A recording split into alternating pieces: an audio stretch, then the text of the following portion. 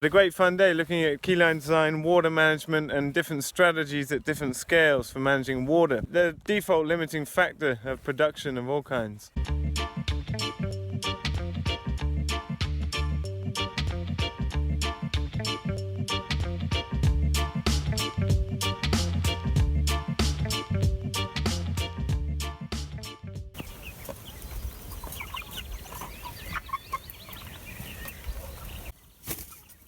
These birds are less than 7 weeks old.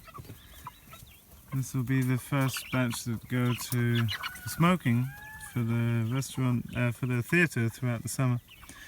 Some good looking birds, quite a big weight range, as you would expect with broilers, but good looking birds and healthy, robust. Amazing the leg development on these birds, very robust.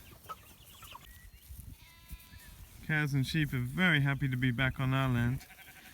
And the way we work our grazing plan, we're bang on our grazing plan, it's working very well. But each field has set widths between the tree lanes. So in this field, we're in top field, kind of east to west facing tree lines with hazel on the back, interspersed with fruit trees. This is a 4-year-old apple in very good condition, about 3.5 meters tall. And then on the front we got berry fruits because they're facing southish, and so the sun, reaches everything. And so we know the way the fences are going to be set up because of the width of these tree lanes. These were 18 meters, but now we've put in chestnut, and the strawberry going in later this year makes these strips 9 meters wide. So we know this is about 18,000 square meters in this field, and they've got to be in here X amount of days. During this pass on our grazing plan at this time of year, it works out they need about 900 square meters per day, which is a 2-net move followed by a 3-net move later in the day. And it's an interesting thing to consider, like giving animals a set area and giving them smaller areas totaling the same area in the same day will affect animal impact in some way, because they will go through every single plant taking some of the forbs and things that give them a bit more nutrition than just cherry picking all the nicest grass. But it's also just a practical way to graze through this field because of the thin tree lanes. But the grass is developing really nicely and they're super happy, and rumens are full and happy sheep and cows. So it's Friday night for the core team, but for us we're not having a weekend. We've just started studying and we've got a long way to go. And we've been going deep into Keyline design, how this sublime design system works. It's a multi-part full design system in itself. It gives us a scale of permanence for organizing and prioritizing the layers of our design, which is great for taking permaculture up to the farm scale. But it also is this whole integrated land planning tool in itself. I just find it blends really well with permaculture and also holistic management. It's also about the Keyline plow and subsoil ploughing in pastures to improve aeration and water movement within the subsoil. It's a way of blowing up the subsoil from underneath without disturbing the top. It leaves a very clean surface disturbance, like a knife going through the soil, and it's just like any other subsoil. It's just built very well. We came through here last year with it, and you can't really see that we've been through here at all. We just have much nicer grass, and we've alleviated wet spots around the farm.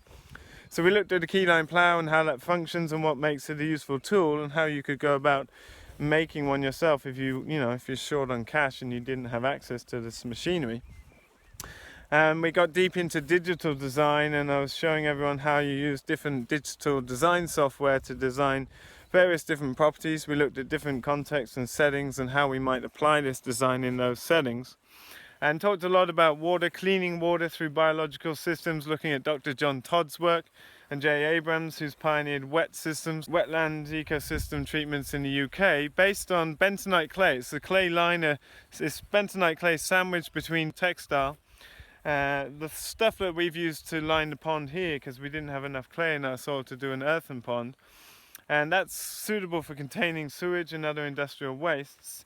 And you make contour strip ponds with this material, and it's the soil life, the bacteria and fungi and the aquatic and submarginal species that really eat pollutants and manure, from dairy herds to industrial factories to chicken processing plants to household sewage containment and processing.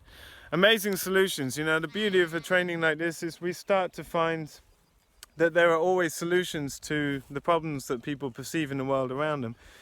It's always fascinating to see it's the biological solutions that allow some creature in an ecological niche to express its physiology are usually cheaper, more efficient, safer, quicker to act, and are even productive, producing some useful resource out of waste essentially. And so there's always solutions. Doesn't matter whether we're applying pattern to restore dry land, erosion gullies back to flowing streams, applying the pattern of keyline topography to distribute water evenly through the landscape, and then applying the pattern of wild animal grazing in some form in our holistic management grazing to allow grasses to express their physiology. It's all based on making soils able to capture carbon and hold water and drive production so that they can capture more carbon, hold more water in this exponential regeneration. In my experience designing, you're either in this exponential cycle of regeneration or an exponential degeneration. There really isn't any in between. If you're setting up the processes for regeneration to happen, they happen on their own exponentially, and if you are damaging land, it will degenerate naturally on its own. So we're just up in Nutfield, and these are hickory, and that's why it's called Nutfield. It's savanna plantings. You can't really see them because the grass has grown up so strong, but we've got both the eggmobiles up here now. The drainage that we made, we just ended up in the gateway here putting in one drainage pipe and putting a little gravel on top and then filling it with soil to let it grass over, and it's dried up perfectly. We got both the light and the heavy eggmobile up here, no problem.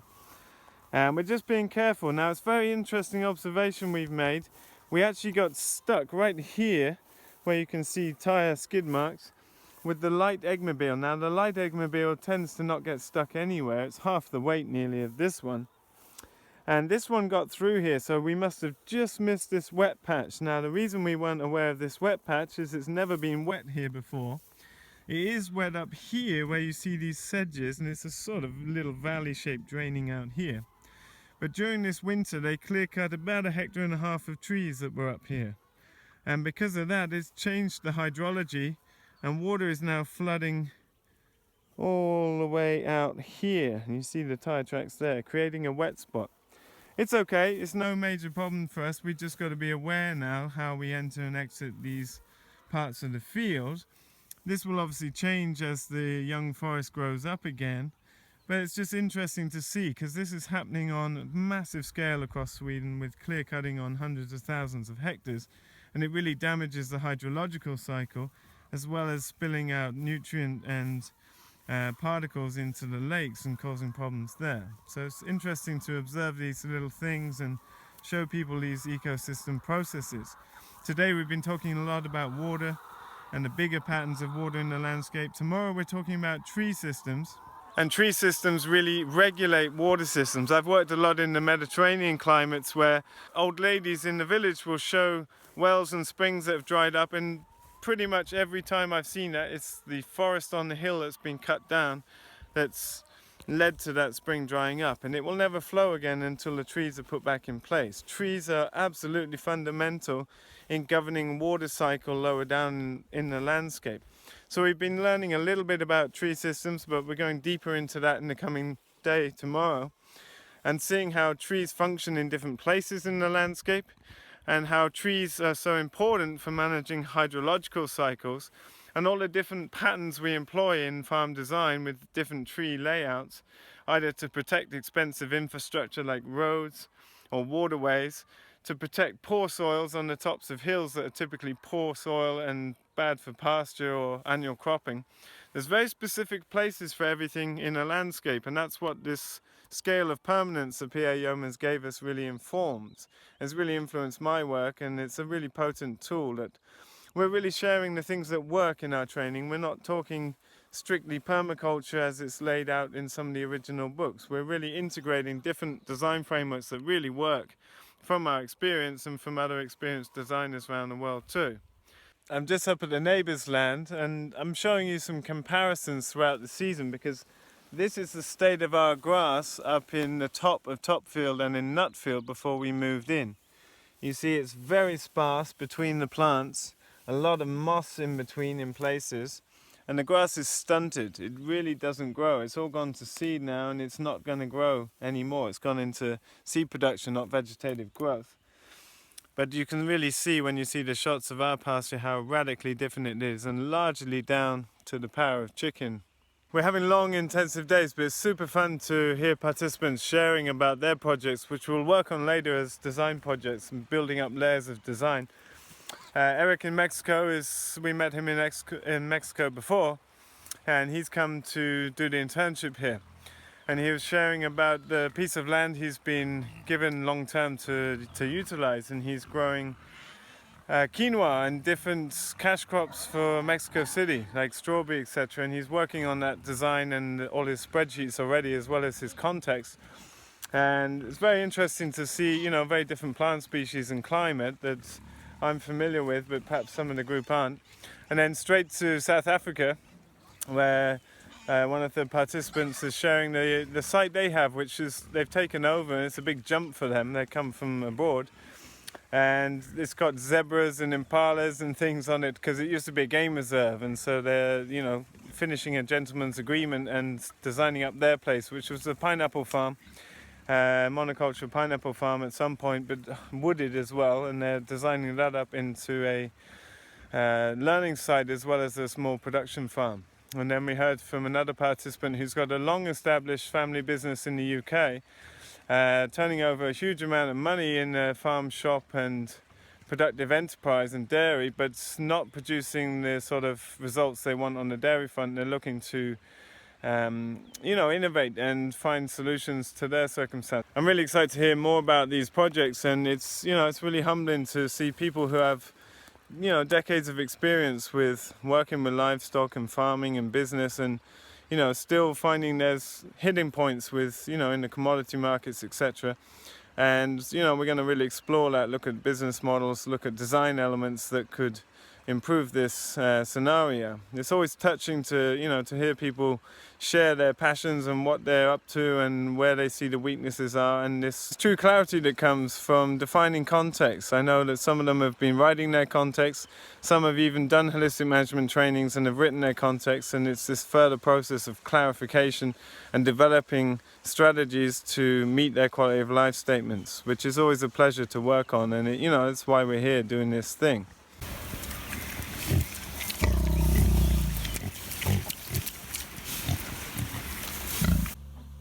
Got our new silos up.